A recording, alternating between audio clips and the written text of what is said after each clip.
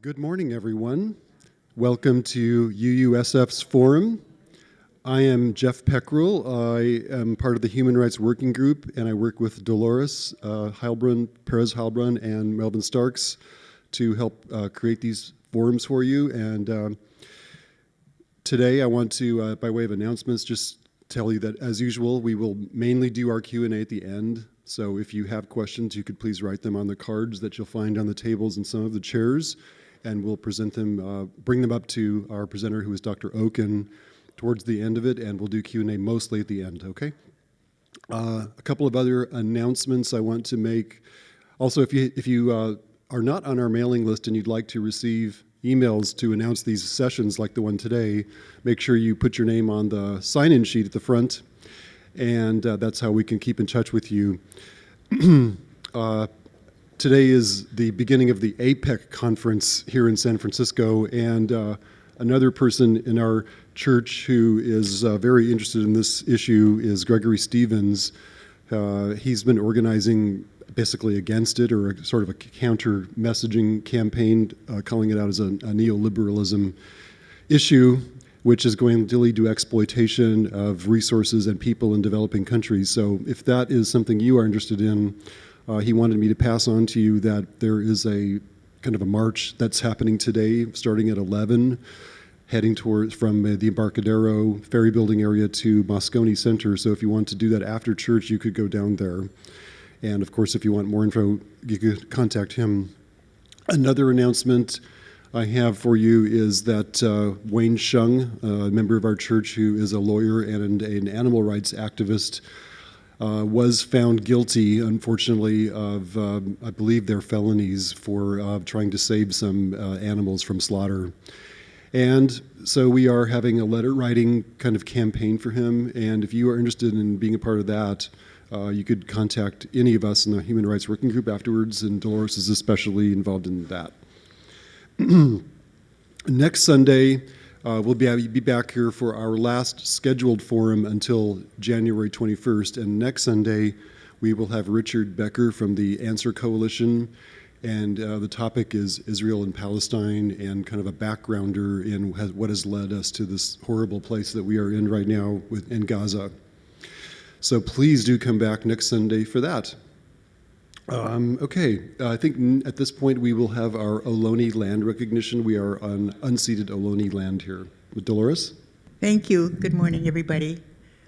My name is Dolores Perez Heilbrunn, and I'm chair of the Human Rights Working Group. I want to give an Ohlone recognition. We, the members of the First Unitarian Universalist Society of San Francisco, acknowledge that our community is located on the unceded ancestral homeland of the Ramaytush Ohlone tribes, the original inhabitants of the San Francisco Peninsula. We recognize that we benefit from living and working here, and we affirm their sovereign rights as First Peoples.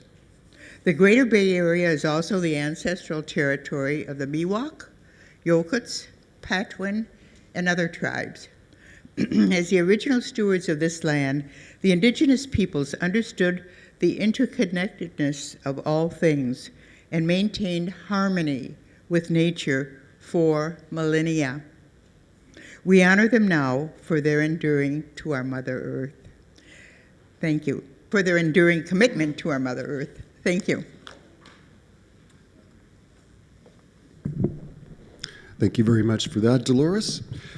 Well, unfortunately, we live in a world of many crises. There's Ukraine, there's Gaza, there are many other conflicts like that around the world. There are also ones right around us where we live here in San Francisco, and one that we all see on a daily basis is our unhoused brothers and sisters living on the street. And it's a very tragic and sad situation. I heard Dr. Okin, our speaker today, speak about this on a wonderful program on KPFA, and I thought it would be a perfect talk to have here because it focuses not so much on things that we hear the most about, homeless sweeps, the affordable housing issues and stuff, but more like the people. These are people like us on the street who have moms and dads and stories how did they get here, And that's kind of what today's talk will be about.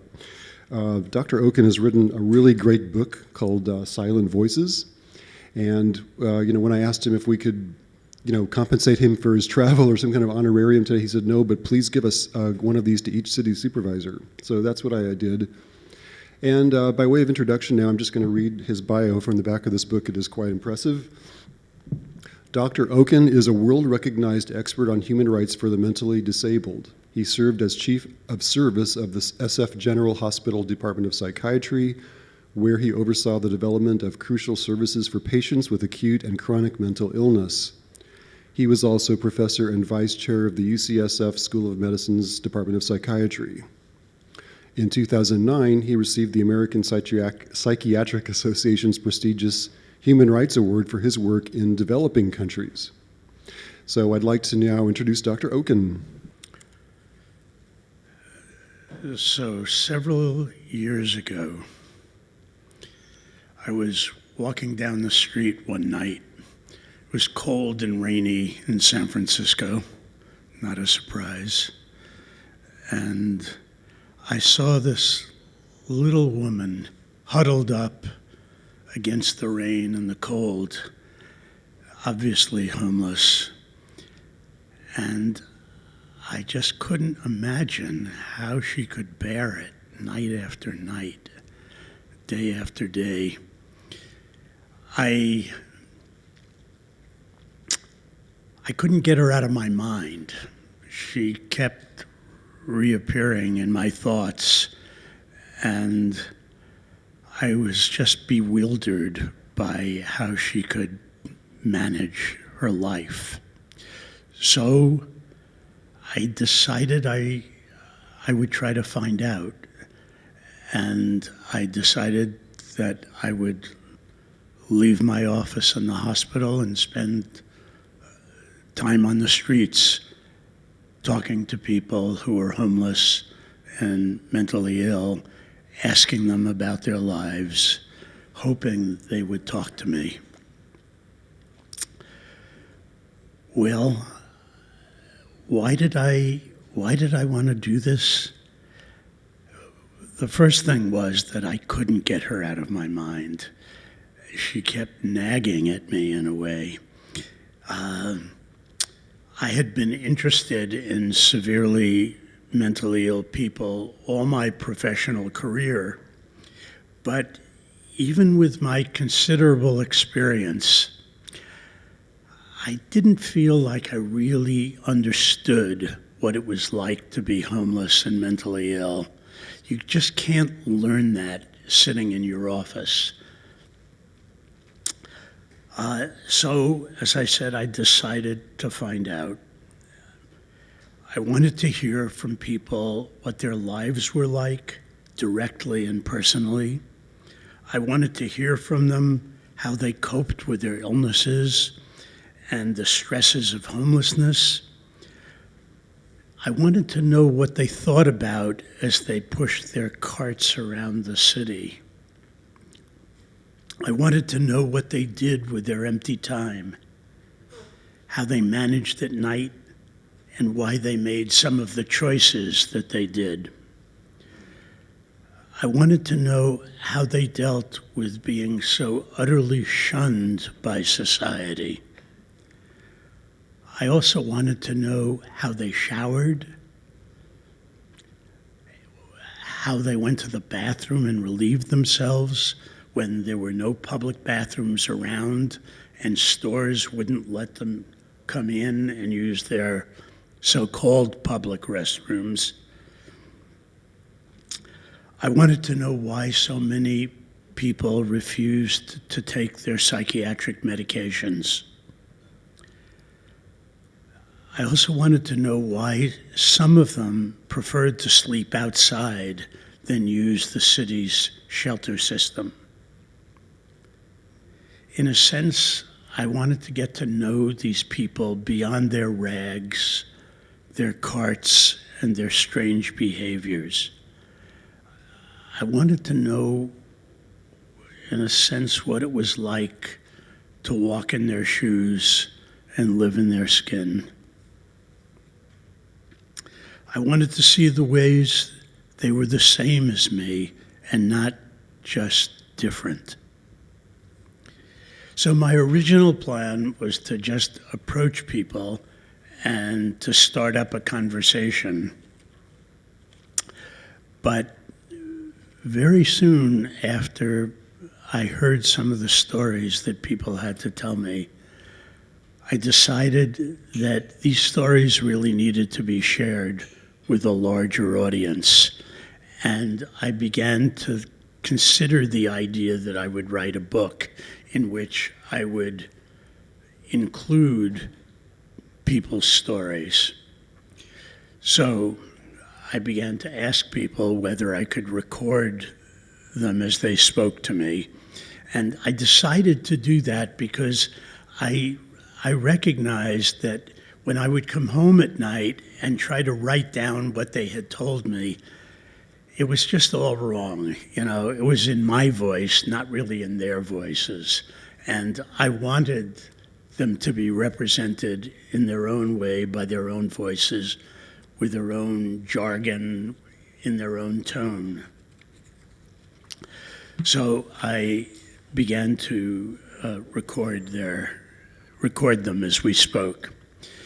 And after a while, as I was really focusing on them, I began to see their faces as really beautiful and expressive.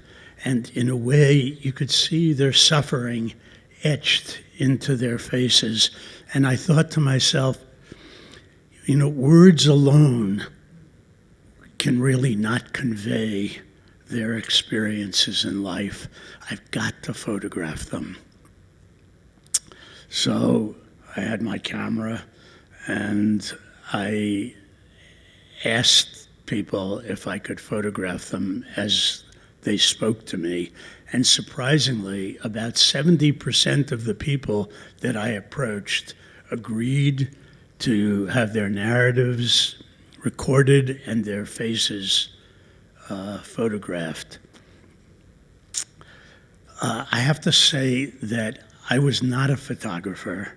I barely knew where the shutter button was on the camera, and I made one mistake after another. Either the lighting wasn't right, or I didn't have the aperture set correctly, or the shutter speed, or there was too much light in the background. I must have taken about 100 miserable photographs before I began to get the hang of how to do this. But once I did, I decided that I wasn't going to stage these photographs. I wasn't going to pose people against some background.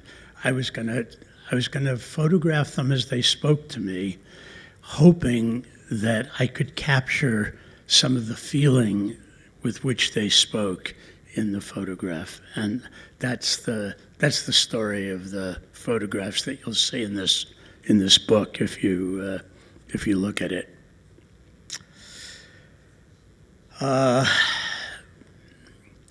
When I first got onto the street, I was incredibly anxious. I wasn't afraid of the people themselves. I was afraid that they would think I was weird and be offended that I was approaching them, or, in some way tell me to get out of their faces. So I began by stalking someone literally around the city, trying to work up the courage to actually ask someone whether they would be willing to talk to me. And, it's so different when you have no authority. In the hospital, with my white coat, not a problem, nothing. But take me out of the hospital and I'm just another guy, walking around the street. And I'll say more about this in a minute, but one of the things that surprised me was that I had expected people with tough outer shells who would talk to me in a detached kind of way. What I found was the opposite. First of all, people were very welcoming.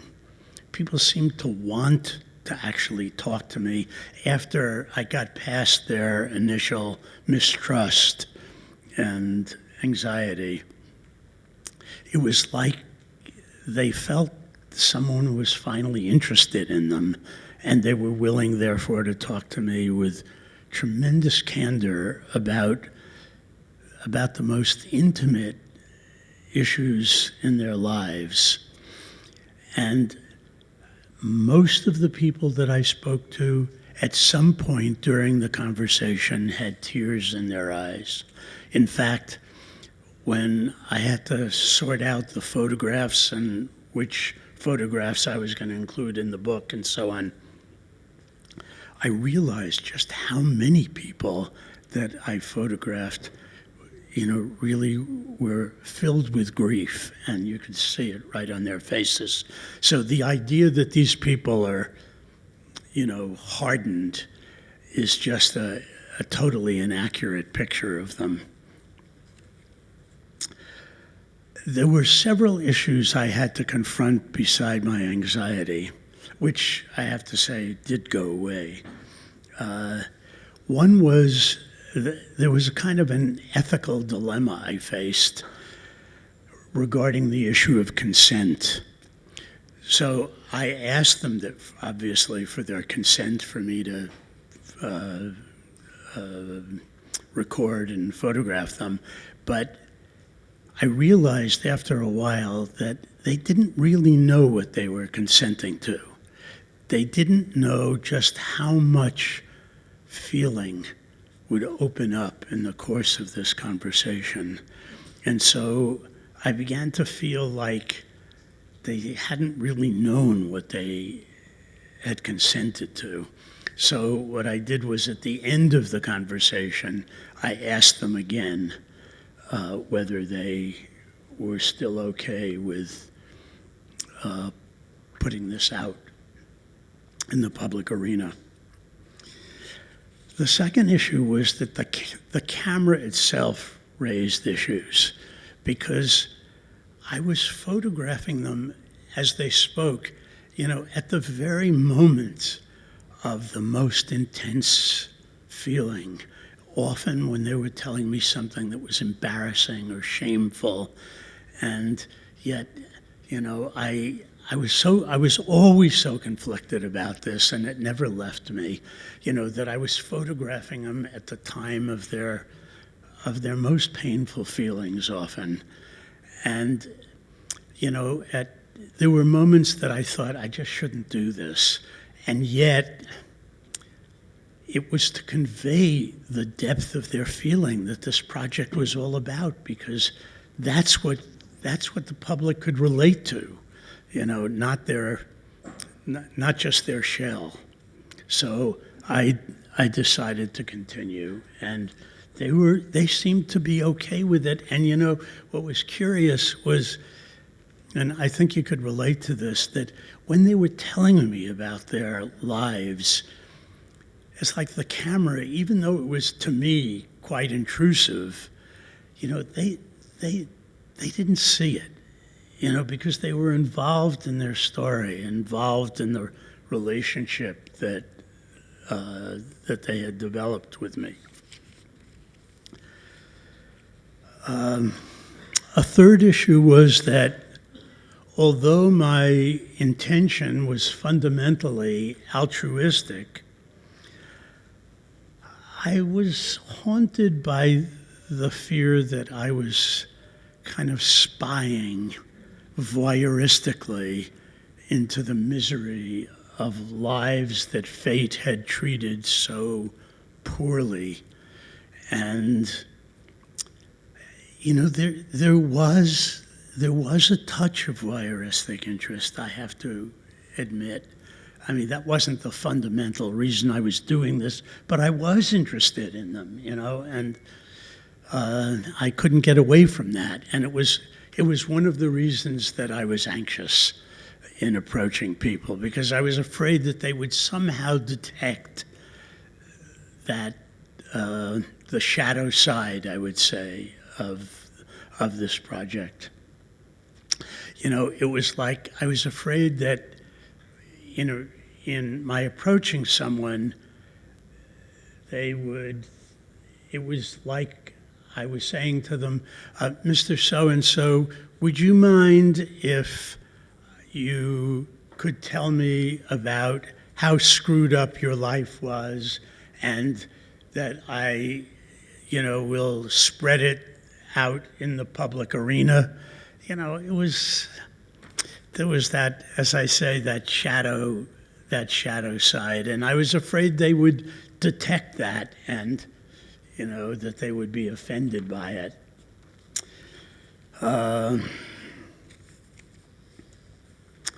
This was not an easy project, I have to say. You know, it was, and it was much more complicated than I expected it to be. You know, I often ask myself, why did people agree? Why did they participate in this? And I would ask them that at the end of my conversation with them. And, you know, they gave several different reasons. You know, one of the reasons was that they felt, I would say, relieved that somebody was finally interested in them. Because let's face it, most people, when they pass them on the street, just look the other way. And they, you know, these were people, as I'll talk about a little later, who felt invisible as children and feel invisible as adults. So the idea that someone was genuinely and authentically interested in their lives really seemed to mean something to them. In a way, having their words and their faces recorded gave them a kind of tangible evidence that the universe was taking note of their existence, and that when they left this earth, they would be leaving footprints in the sand. Because these are people who knew that when they died, nobody would know, and largely speaking, nobody would care. So it was kind of a relief to them to know that somehow their spirit would outlast their bodies, so to speak. Then some of the people had been helped by social workers, and these people were very, very grateful to them. And this was a way they thought of giving back to the people who had helped them. And it also gave them the sense that there was something beside their homelessness, their total uselessness to society, which is how they experienced themselves, that would be offset by their contribution to this project. And they hoped it would help other people who were homeless and mentally ill.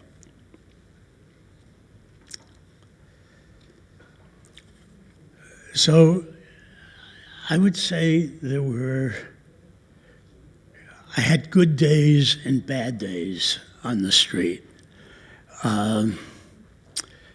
There were many, I would say, by bad days, I mean something a little more complicated than just that.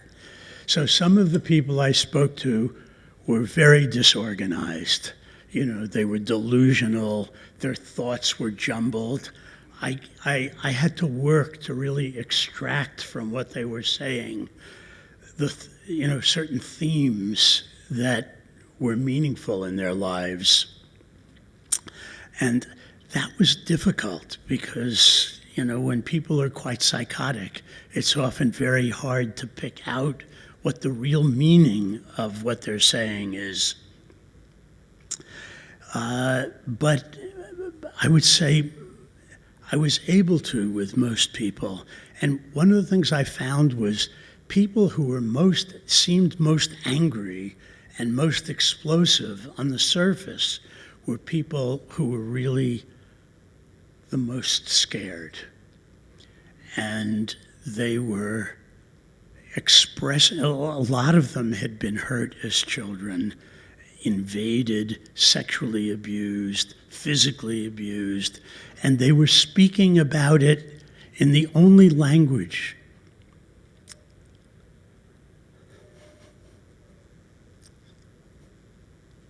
that they knew.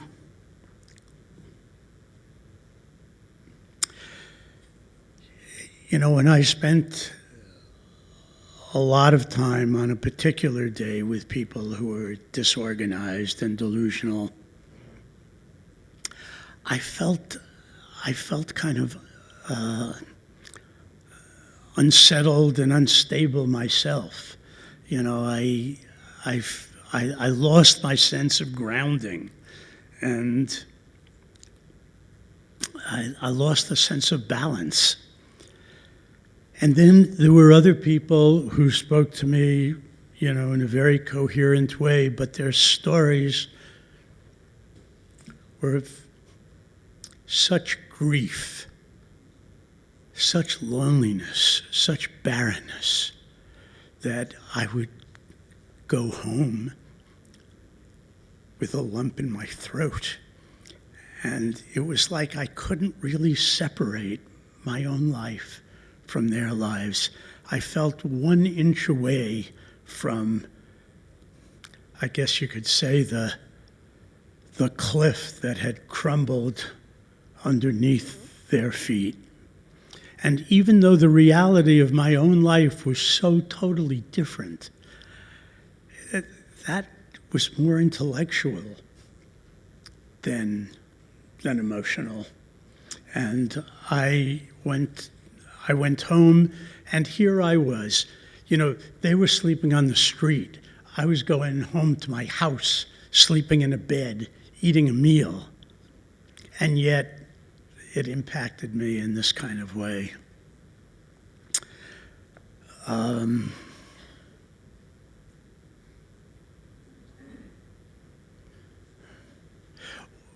You know, one of the things that really struck me was how contagious human grief is. You know, that it transcends class, it transcends situation in life, it transcends the clothes that people are wearing. It just is so infectious. Well, lest I convey the impression that all days were difficult, they weren't. You know, many of the people I met were smart, they were funny, they were welcoming, they gave me the sense that, I would say, the reassurance that I was engaged in a project that was worthwhile and that they themselves valued. They were entertaining at times, and they showed me a different side of my own life. They forced me to question certain assumptions that I had. And best of all, I developed a kind of friendship with several of them that endured over the course of this period that I was on the street. I had breakfast with one guy monthly and played baseball with him, and, you know, developed a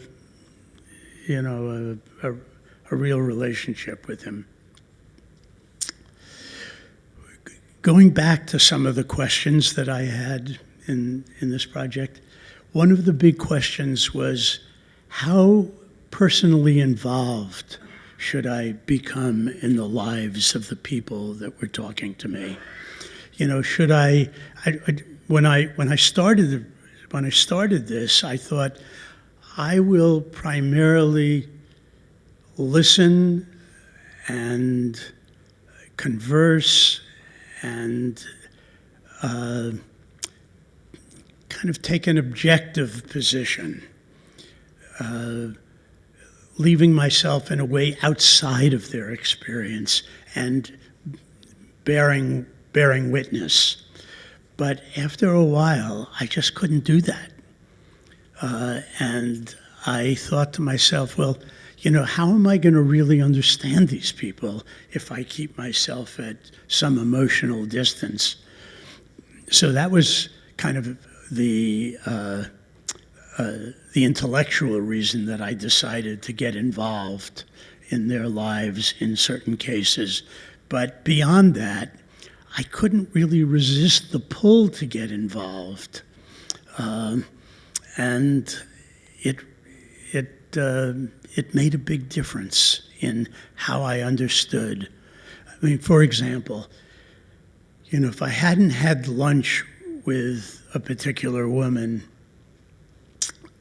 I would never have really seen and understood what it was like for her to try to eat with no teeth. Because, as you see, a lot of people who have been homeless for many years have lost their teeth because of poor dental care and abscesses and so on.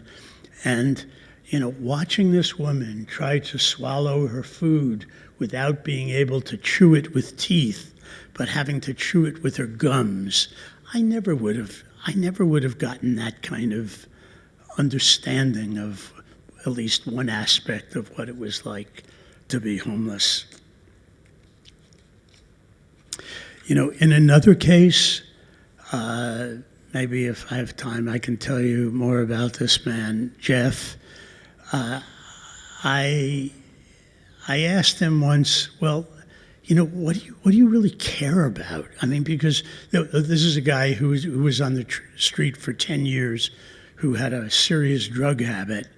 And so I said to him, your life is so totally empty. I mean, what do you care about? And he said, what I'd really love is a little kitten. So I took him to the animal shelter and we got a kitten, and 3 weeks later, he stopped his drugs. And I asked him, well, what happened? And he said, well, I couldn't take care of the kitten and also do drugs at the same time. I had to make a choice.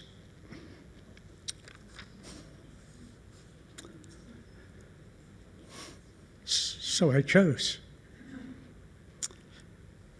But lest I convey that this was somehow some stroke of something on my part, I want to say that I put the cherry on the cake, but the cake had been baked by a social worker who saw him virtually every day for a year. And that was the real reason that this little cherry, was able to have the dramatic effects that it did. She really did the work. The kitten did the rest of it, and I was just a vehicle.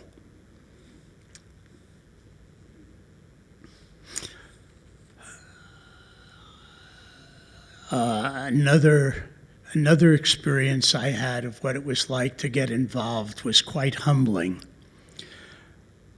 I was talking with a woman who needed to go to the hospital from the Ferry Building for a prenatal visit, and she couldn't get to the hospital. Why? Because she had no one to look after her cart. And if you leave your cart someplace, it's going to be gone in 5 minutes. I mean, I don't know whether you've ever noticed, but people are inseparable from their carts because all they have is in their carts. They don't have anything else except the clothes on their back. So she had to go to the hospital, but she couldn't get there. The bus wouldn't take her, obviously. The bus, if you hadn't noticed, doesn't take people's carts. And with all of my experience and professional blah, blah, blah, and all my contacts in San Francisco, I couldn't figure out how to get her to the hospital. And finally I said, well, look, you go and I'll watch your cart. That was not really a solution, right? I mean, it was a solution for the moment, but what about the next time, you know? So again, you just wouldn't, you know, a lot of clinicians who have set up an appointment at their clinic for someone, when someone doesn't show up, they're very critical. Well, you know, I put the person on my calendar, they didn't show up. Yeah, but they don't know what it takes to get from here to there when you have nothing, and you have to deal with your cart. You know, I realized after a while that one of the things that contributed to my initial anxiety in approaching people was that I harbored many of the same negative judgments toward them that I was struggling against, you know, and yet I was affected by it too. So I couldn't really figure out how to approach people without that leaking. And but over time, this really eroded, this view that I had of them eroded as I got to know them as people and as I came to understand, well, just how they got to where they got.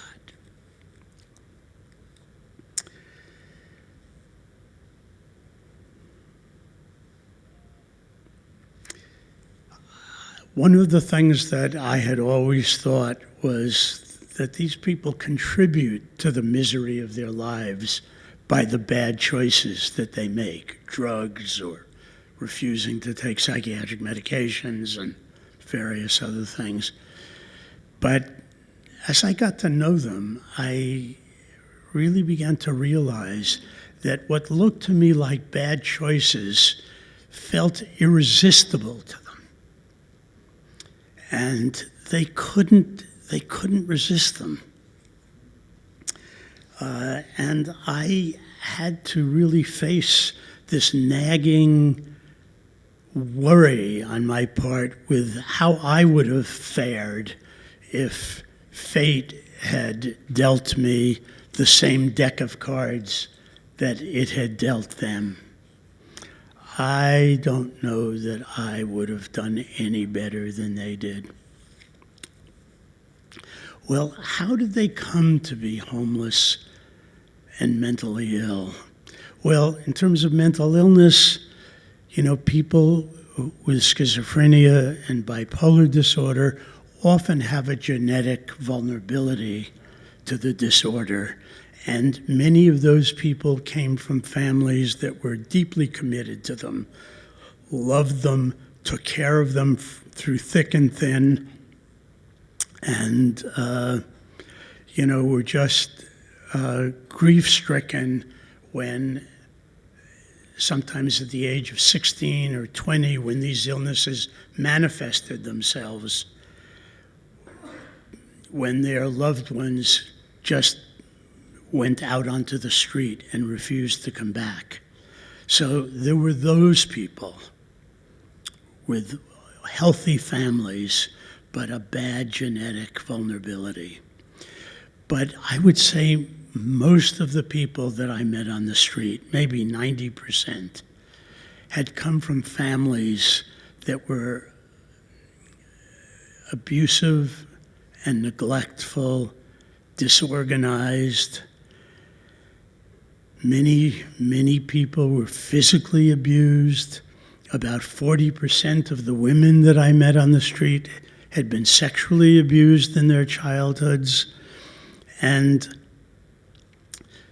you know, by and large, the schools didn't pick it up or looked the other way.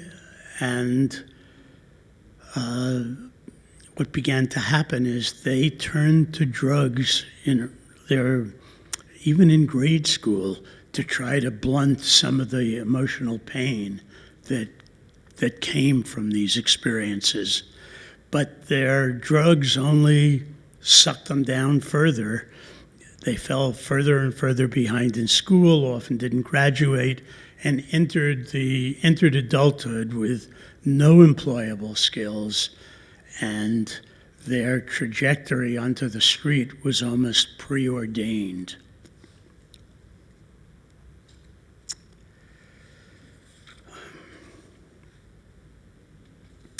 Drug addiction is a killer.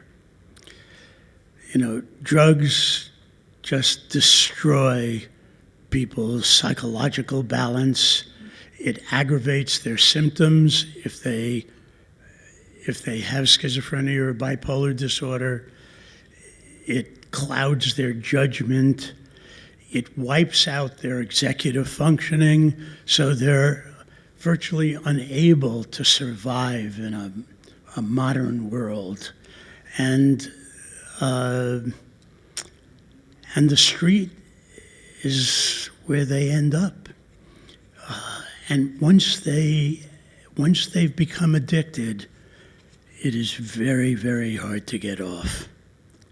And they're trapped in this cycle of homelessness and drug addiction and mental illness, and it's very, very hard for them to get themselves out of that cycle without intensive help.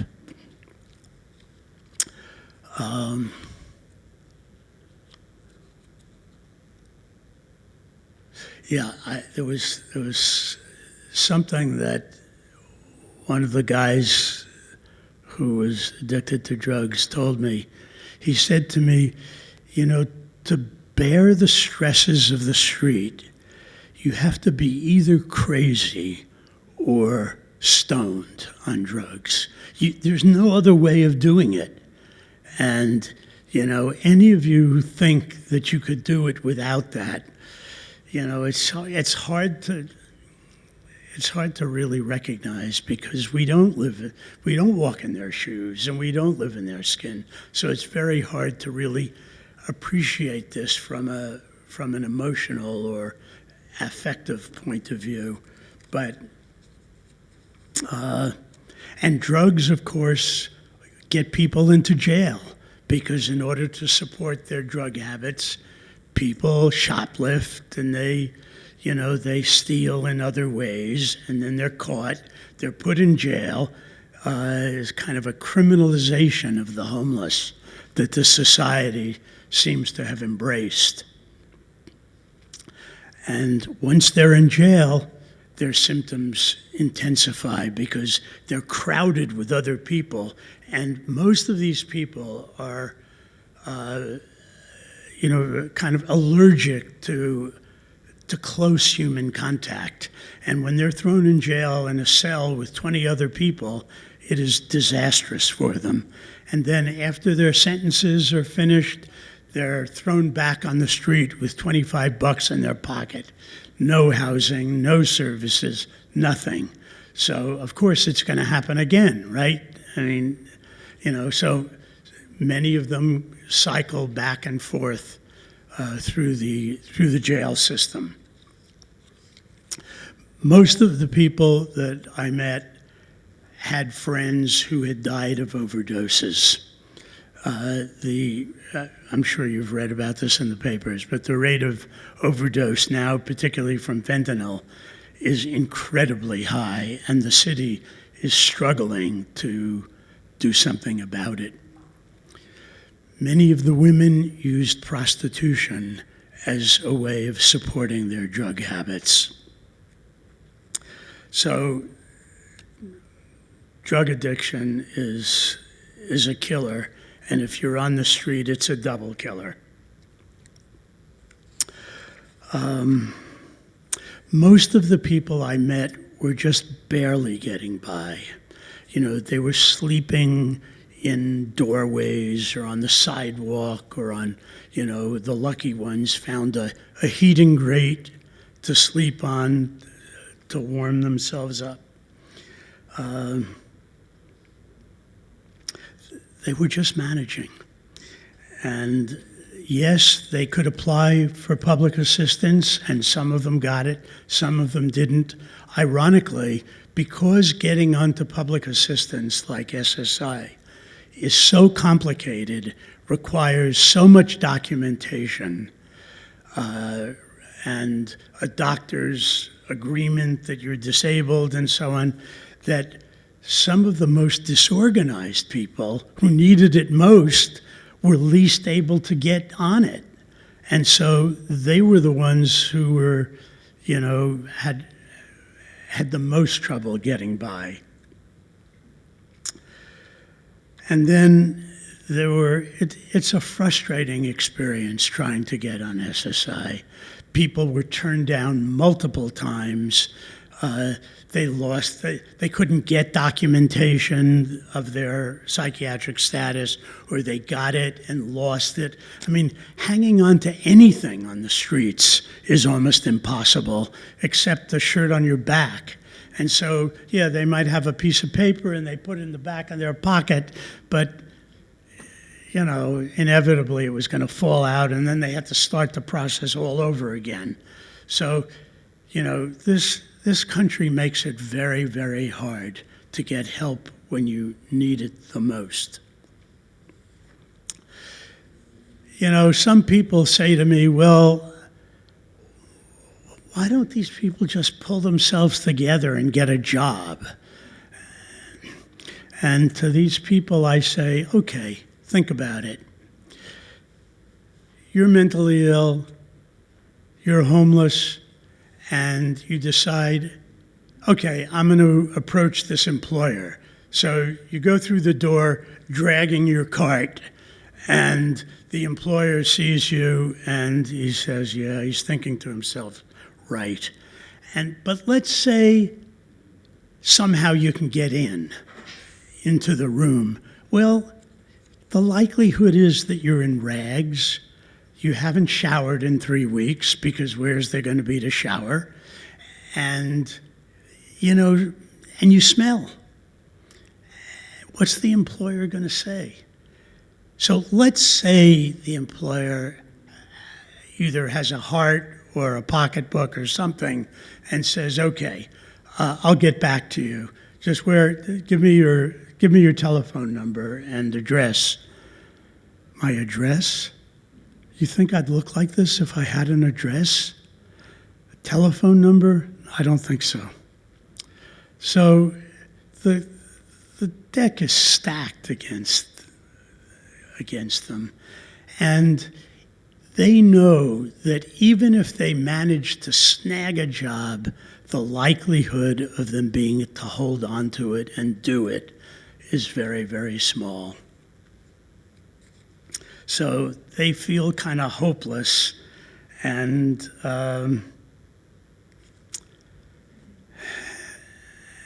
beaten before they start, I would say. And because so many of the people in these situations see themselves as failures and have so little trust that they can do anything except hustle and panhandle and depend on the government for support if they manage to get that far,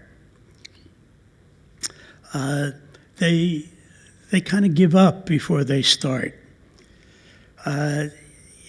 Even if their manner on the street seems aggressive or demanding or entitled, I'll tell you, this is usually a defensive facade. They don't feel entitled to anything except rejection and dismissal and blame. They see themselves as total losers. And one of the things that really surprised me was that by and large, people blamed themselves for their homelessness and their poverty, despite the objective evidence that they never had a chance. And yet, they basically have internalized society's attitudes toward them, and they've come to believe what society tells them, which is that they're losers and failures. They're to be blamed and shunned and so on. Now, some of us, maybe if we were homeless, maybe we could pull ourselves out of this cycle. You know, and I've heard some people say that to me, not homeless people, but others.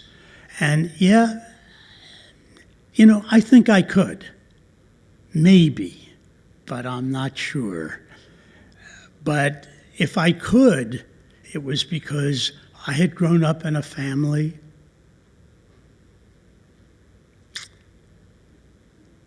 that loved me and believed in me and supported me and had a vision for my life. So I had all the advantages that these people didn't have. And so, yeah, maybe I could have pulled myself out of this cycle, but it's because I had all of the advantages and none of the disadvantages. I want to say a word about panhandling. I spent a day on the exit to Rich Mill Valley on 101. I spent a day with a vet, a homeless vet who had a walker, and we spent the day together on this exit, basically panhandling. Do you know how many cars passed us in the course of a 6-hour day? 25,000 cars. Do you know how much we made? $2.50. Anybody that thinks that panhandling is for lazy people ought to try it. Even if you try it on a nice day, not when it's raining or hot, just a nice day, you'll very quickly see how demoralizing it is and how people, you know, some people won't look at you because they either feel guilty that they don't intend to give you something, or they think you're not worth looking at or something. But it is demoralizing not only because your hourly wage is so small, but because in addition to that, you have to bear the humiliation and shame of how people regard you. Panhandling is not for the weak of spirit, let me tell you that.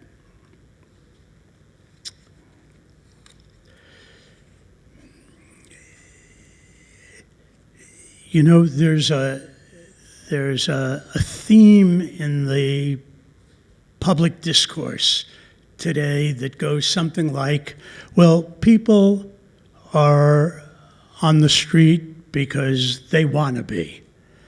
And yeah, it's true of some people, but even those people have a story.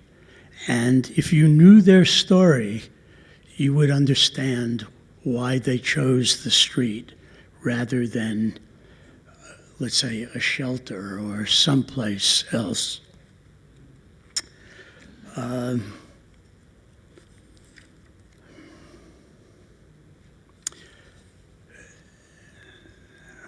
So, let's see, Jeff, what time is it?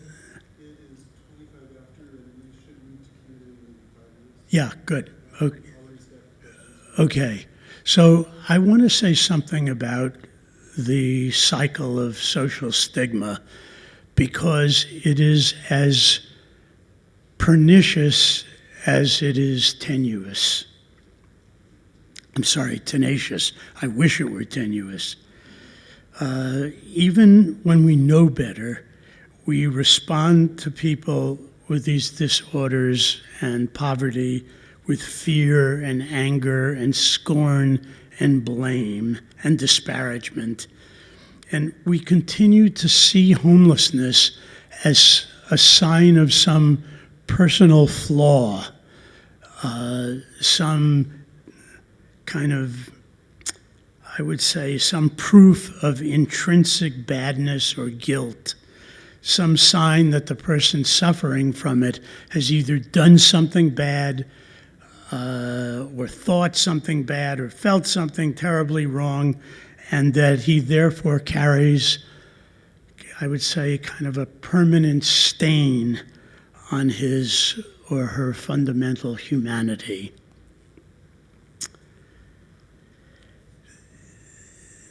This idea that people should be disparaged and blamed for their homelessness wreaks havoc on their self-esteem, but more than that, it gets translated into the political arena. And it's one of the reasons that our political leaders have basically chosen to wring their hands, but not really take this issue on with the kind of seriousness and determination that it needs to be taken on. You know, one man said to me, you know, if you're born with a big nose, well, it's just the way you were born. But if you have no teeth, which shows that you've been homeless for 10 years, it's a sign that you're nothing but a screw-up. And that idea is permeating the public arena. And while at first blush, there may be some evidence to support bad decisions, but even the most cursory look at the lives of these people, you know, will show that the deck was stacked against them and that the trajectory of their self-sabotage was set very early in their childhoods. And as we pass these people, we don't even think that they had childhoods. All we see is rags and carts. We don't see the person behind them. And one of the reasons we don't is because of another cycle. You know, we don't give ourselves the chance to develop a different perspective on these people because we avoid them and we shun them and we're anxious and we don't know how to approach them and so on. So we never give ourselves the chance to see them differently than, you know, through the shell and the stigmata of their poverty. And by the way, their poverty makes them look stranger and more I don't know, not fearsome exactly, but less approachable than they would otherwise. Because, you know, if you don't have anything and you're dressed in rags and you're pushing your cart around the city, well, you look weirder than you would if you know, had a suit on.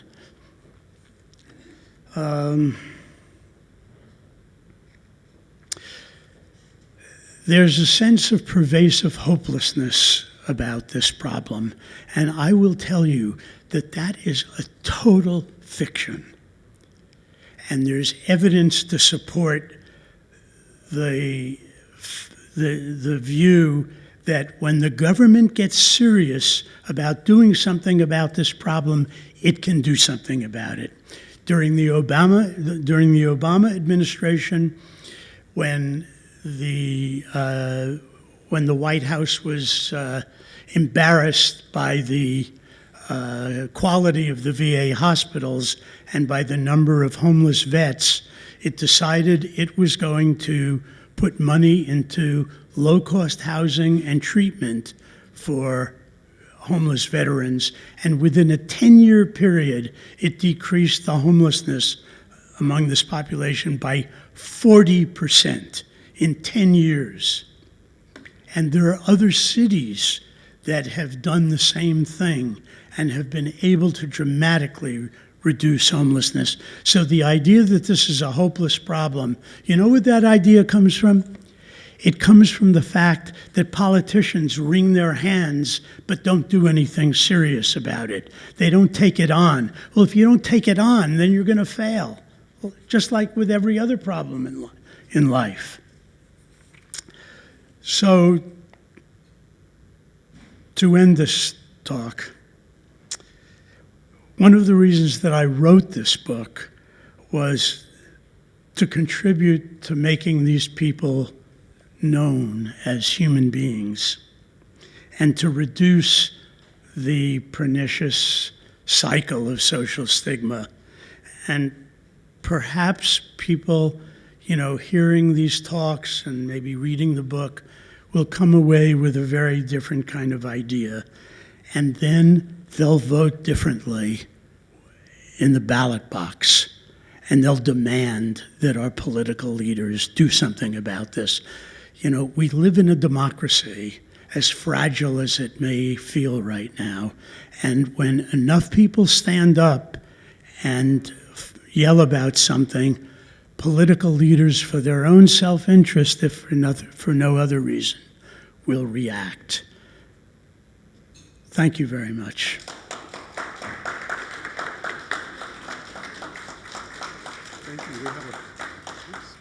We have a lot of questions today, and I'm going to read a few of them to you now. And first one, this is an easy one. What is the title of your book? And so here it is. It's called Silent Voices. This is my copy, and I'm happy to let anybody take a look at it. I bought it online, and of course you can buy copies of this. And this person's also made a comment. I'd like to, sounds like the least I could do is be friendly to the unhoused person I meet and make eye contact and say hi, and I think that's really true. Yeah, you have no idea how that little gesture is so meaningful to people. People told me that when someone actually makes eye contact with them and offers to buy them a cup of coffee or some small gesture, it reassures them that they're seen. Really. With the closure of state mental hospitals and the lack of mental health services, what can be done to help the unhoused in San Francisco get the services they need? And the second question is, what should we be asking our politicians to do about this? Well, it's a big question with a lot of answers. Let me preface my answer by saying homelessness is largely a government-created problem. Now, that may sound extreme, but remember, this whole problem started when state governments dumped 650,000 people who could barely survive out of the hospitals and onto the streets. And that's just the beginning of it. That's the figure that's quoted over and over and over again. What people don't realize is that in addition to that 650,000 figure, people who used to be able to get into the state hospitals, let's say for 60 days or 90 days, they could no longer get in. So the figure is really much larger than the 650. We're talking about millions, not hundreds of thousands. So where were these people going to go? They ended up on the street. This was a government-created enterprise. And not only did it start that way, but the city and federal governments perpetuated the problem where they could have softened it. Our social safety net in this country is so fragile and so full of holes as compared, for example, to the safety net in Western Europe, where you see much less homelessness, by the way, because of this, in addition to other factors. And the result is that, people are consigned to a life of poverty when you didn't have a chance to start out with. And there's something I want to say that is never discussed, which is that the taxation policies of the federal government that we all buy into is a major culprit to this problem, because the taxation policies allow 10% of the population to hold about 70% of society's wealth. Well, what does that mean at the bottom end? It means that at the bottom end, people are kind of starved out. So if we continue these kind of taxation policies, homelessness, the foundation for homelessness is virtually set. You know, homelessness is a result of an interaction between personal factors, which I've talked about, and generic factors, you know, structural factors. And our taxation policies are a major structural factor. Now, in terms of what we should be telling our political leaders, you know, homeless people need homes, mentally ill people and drug-addicted people need treatment. That is not so, that's not astrophysics. So the simple answer to the question is low-cost housing and good, enlightened treatment. I don't mean pro forma treatment where a social worker is asked to carry a caseload of 40 people. I mean, forget it. How is someone going to be able to really intervene in the complicated lives of these people if they're carrying that kind of a caseload? So it can't be the kind of pro forma mental health system that we have in this city. It's got to be much more invested with resources. People have to be held accountable for their jobs. They need to be out on the street, not expecting people to come to the clinics. That they need to make substance abuse treatment a lot more approachable, and a lot, you know, people have to be able to be willing to take the chance on it. So I would say the simple answer to the question is those two things.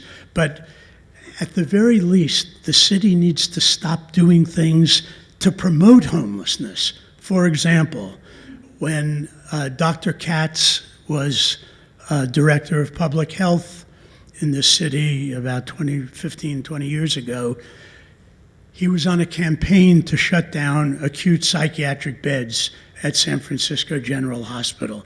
And every year he had those beds on the chopping block at a time when homelessness was increasing dramatically. The city has basically slept while the number of what's called board and care homes, small homes for people with mental disorders, were declining by 50% because the city wasn't giving them enough money to survive. The city cut long-term care beds. I mean, at the very least, the city has got to stop doing things that promote homelessness. In New York City, I can't remember whose administration, but there was one administration where 100,000 low-cost housing beds were eliminated from the city in favor of condominiums. So where were those 100,000 people going to go? A lot of them went into the street. The city could also do other things, and along with state and federal governments. They could prevent people from becoming homeless in the first place. A lot of times people slip into the street because of some financial reverse, especially if they're psychologically compromised. So, you know, with just a little money, people could hang on during the period of financial reverse.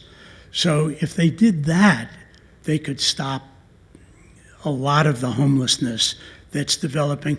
One of the reasons why we can't get on top of this problem is we don't try to prevent it. And we can, and it doesn't cost much. It really doesn't cost much. In fact, being homeless costs the city twice as much as giving people a low-cost apartment and treatment. And you can't see that because the cost of homelessness is buried in the budgets of several different departments. The hospital department, the criminal justice, the jail, the police, the ambulance, the emergency room. So it's a piece of each of these, but you add them together, studies have shown twice as expensive as doing something about a homeless individual. That last set of comments addressed a lot of the questions which were around what kind of policies do we need to address the homeless situation or crisis and prevent it from happening more. So I'll probably skip a couple of those questions. Someone asked if you had met many veterans in your course of your work, and I will add to that question, like, did a lot of those veterans have PTSD, which in my view, they are victims of the war machine and have experienced a lot of things that have caused them to have mental crises? Yeah, so I'm remembering three vets. One of the vets was the guy that I panhandled with, and he developed a version of PTSD and then used alcohol to try to numb his symptoms. Someone else had a dramatic case of PTSD, and he had been in a marriage, and he'd wake up in the middle of the night triggered by something, and he nearly killed his wife. So they had to part company. He left her because he was afraid he'd kill her, in a state of something. So yes. Someone asked about the 5150 law. I think that may be the new conservatorship law. I'm not sure what 5150 is, but are you aware of that law? Well, and how do you think it could help, or will it help? So yeah, it's a bit confusing. The 5150 law is the commitment law. It's the law that allows a psychiatrist to admit someone involuntarily to a hospital. That hasn't really substantially changed, but there's been an expansion of the guardianship laws to make it easier for people to be placed under guardianship who are unable to function and who have shown that they have to be hospitalized repeatedly. One of the problems with all of these guardianship laws is that the guardian has virtually no power. He's got power over the client, but where he really needs his power is over the city, because it's the city that needs to develop the services and the housing for these people. And the guardian is often empty-handed and has to wait until the person deteriorates so much that they have to be in a locked long-term care facility. So the guardianship laws, in my opinion, have a lot to be desired, and it might be very easy for a legislator to think they're doing something by expanding these laws, but unless there's services available, then what's the point? This is more of an announcement. There's an annual event on December 14th that the Faithful Fools produce on the steps of City Hall that is to honor the lives of the homeless people who've died in the past year. And they number about 240 this year. Pardon? 400 this year. It's tragic. December 14th. The life expectancy of someone who's homeless is about 25 years less than ours. Let's see. Do public health experts investigate iatrogenic cases of homelessness? For example, physicians who get pain patients addicted to opioids, whether deliberately or inadvertently. Yeah, so the iatrogenic causes of homelessness. Iatrogenic means basically the physicians create the problem. No. Does mental illness cause homelessness, or does homelessness cause mental illness? Yeah, I was going to say something about that. It's reciprocal. People with mental illness are vulnerable to homelessness if they don't have a support system. You know, in Italy, there's not a lot of homelessness in Italy, especially northern Italy. And I think one of the main reasons for that, beside the fact that they have national health insurance, there's a right to housing, and so on. Here in this country, we don't have a right to housing. Housing is a privilege, not a right. In Europe, by the Convention of the European Union, it's a right. Now, sometimes it's a right that never comes to be, but a lot of times it really is a right. But the other reason is that families are much more, families are supported in taking care of their relative that's mentally ill. So, okay, so back to the question. So if you're mentally ill and you have no support, you're more likely to be homeless.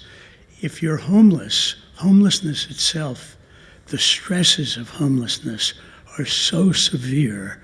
There's so much trauma, not just emotional trauma, but physical trauma on the street, that it's very easy to become symptomatic. So it's a reciprocal kind of relationship. I think we'll wrap up with one last question. I won't have time for all of them. This is a good way to end, I think. How could children and others come to a better understanding of homelessness? Well, I can think of one way.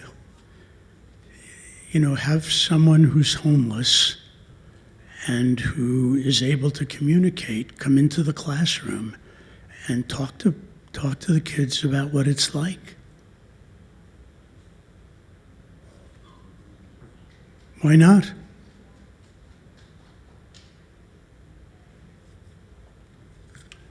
Thank you so much, Dr. Okin. I thought this was a really great talk. Appreciate you coming today. Thank you. Thank you. Thanks, Jeff. All right, we are finished for today. Please come back next Sunday. We'll have Richard Becker from the Answer Coalition to speak about Israel and Palestine. Thank you very much.